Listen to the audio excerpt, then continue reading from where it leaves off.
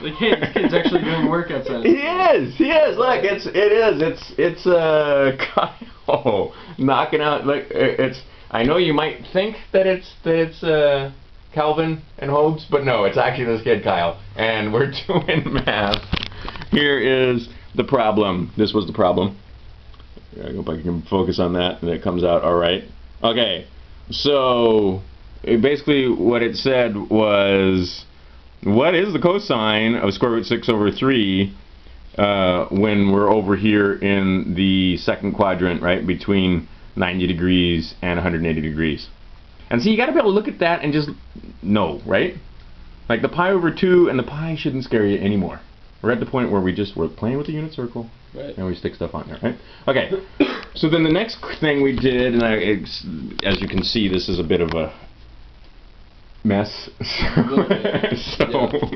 So the next thing we did was let's take it out here on the whiteboard and figure out what the hell's going on. So what we're doing is we're looking from over here, and we have been given this and this because we had been given what? Two sides. Two sides of what? A triangle. Of good. He's giving me history answers. Don't be afraid. Just because the camera's on. What are we talking about? We're talking about the cosine. So we're talking about the adjacent and the hypotenuse. There you go. And we knew this and we knew this. Mm-hmm. So then if we knew this and we knew this, then we could find that. Right. Which is actually a bonus because I remember a time when you might have had a difficult time figuring out what that is, right? And that time is past. You actually pretty much figured it out in your head. Right? Yeah. Okay. No! I mean, dude, we're making progress. We're making huge progress. Being able to do math is progress. I agree. Okay, so then we got to use our esoteric rules and put in, right? I mean, basically we use our happy formula, and so what we've got to do is, why do we do this, by the way? Well, because up here, right down. Oh, okay. No, there it is. Because that's what he asked. That was the question. Yeah. Sine 2 times that angle, right? Right. 2 times that theta. So we know that the formula means that if it's this, then you're supposed to know that. 2 sine theta, cosine theta. Right. All right. Me, my own self, because just for expediency and ease, this should be negative, right? Right. Because we're down here in the but you know what, the negatives just mess you up. It's just a triangle, and there's no such thing as a triangle with a negative side. It just tells you what quadrant it's in. Right, exactly. So let's leave it off until the end, right? And we'll put it back on in the end. So that's one less thing to worry about, as what's his name would say. What's the kid's name?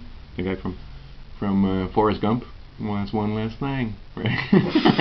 Anyway, so we figured it too, right? Okay, so now here is where we ran into some problems on his page. Is that he got all fancy over here instead of just staying easy, right? So what we have to do is just 3 times 6, 18, square root of 18. Plug in the sides. Right? And then the 9. Okay, so now, again, 5 concepts of mathematics. We're going to do a little find the one, and we're going to, okay.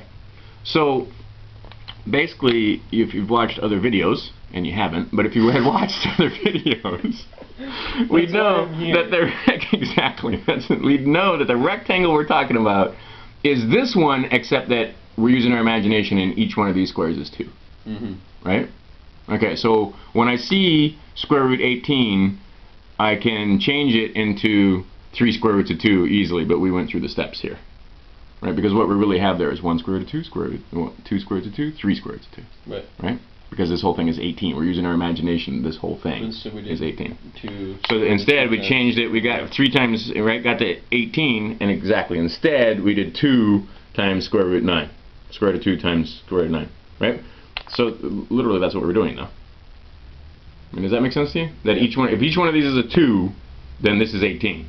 Okay. And each side of this, here, do me a favor, just for people that are maybe watching for the first time, or you know, somebody like Maddie or something like that. This whole thing is a 2.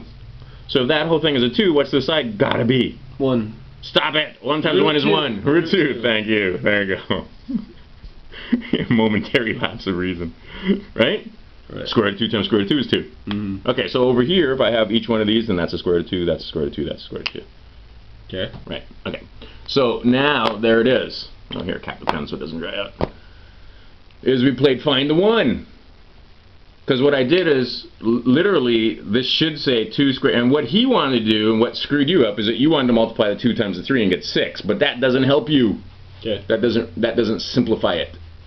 So then I took the bottom, and we said, look, 9 is just the same thing as 3 times 3. See, this is why we love algebra. Algebra is actually a labor-saving device.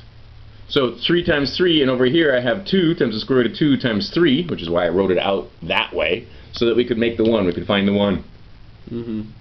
Got it? Right. Play and find the 1. And then, boom. At the very end, we have 2 square roots of 2 over 3, and then, at last, I throw my negative sign in. Right. Because I have to remember that I'm over here. Okay. Anything hard about that, technically? Now that it's been explained. It's easy to follow the Right. thought process. Right. I'm going to learn to do that on my own. Yes, exactly. When time comes and there's a test, it's probably a good idea to be able to do it by yourself. Alright, Crewton Ramone's House of Math. For more, actually not very much more of this. I hardly ever get pre-calculus and calculus on my website. But anyway, here, I'll make a blog post out of this. Alright, cool.